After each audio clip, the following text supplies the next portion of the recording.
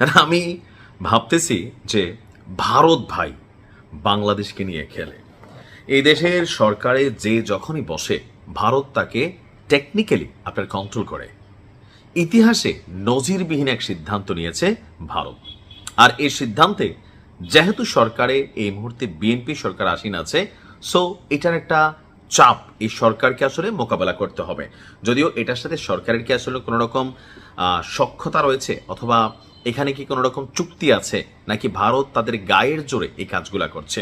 উত্তর হচ্ছে ভারত বরাবরের মতন গায়ের জোরে এক অদ্ভুত সিদ্ধান্ত নিয়েছে।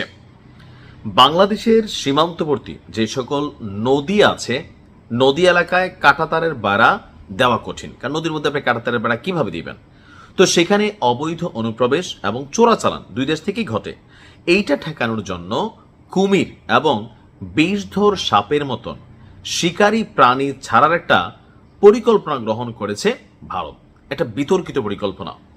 মূলত এসব দুর্গম এলাকায় অনুপ্রবেশকারীদের জন্য প্রাকৃতিকভাবে বাধা তৈরি করতে এমন প্রস্তাব করা হয়েছে। আসলে কি এটা কোন একটা দেশের সীমান্তের সাথে এটা চলে? কুমির কি চিনবে কে অনুপ্রবেশকারী? কুমির কি চিনবে কোনটা চোরাচালানকারী?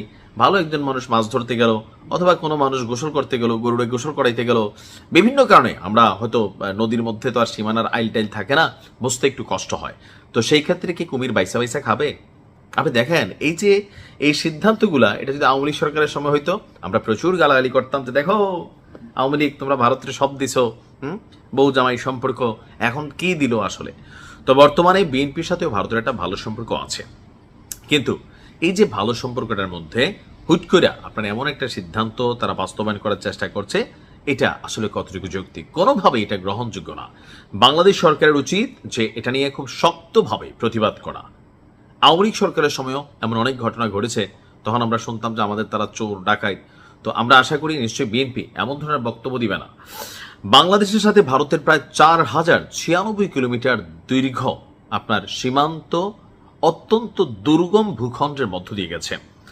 ভারতের কেন্দ্রীয় সরকার দেখছে যে এই সীমান্তের কিছু অংশে কোনোভাবেই কাঁটাতারের বেড়া দেওয়া সম্ভব নয়।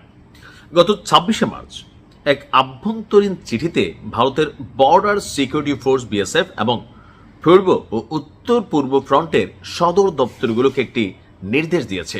এতে সীমান্তের ঝুঁকিপূর্ণ নদীপথগুলোতে সরীসৃপ অর্থাৎ সাপ, ব্যাঙ, কুমির এগুলো ছেড়ে দেওয়ার সম্ভাব্যতা যাচাই করে দেখতে বলা হয়েছে।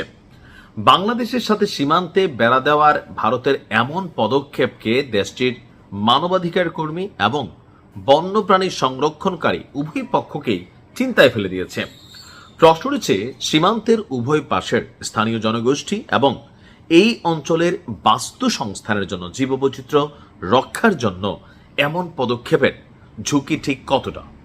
কেন ভারতের সীমান্তরক্ষী বাহিনী হিংস্র বন্যপ্রাণী মোতায়েন করতে চায়?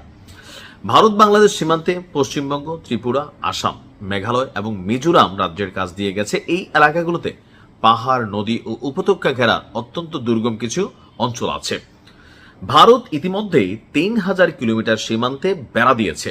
বাকি অংশগুলো আছে জলাভূমি এবং নদী। আর এসব জায়গায় সীমান্তের উভয় পাশেই স্থানীয় মানুষেরা বসবাস করেন। তো এখন এই যে অবস্থা, এটা নিয়ে আল জাজিরা বলছে যে আসলে এগুলো কি মাথাও লেগে গেছে।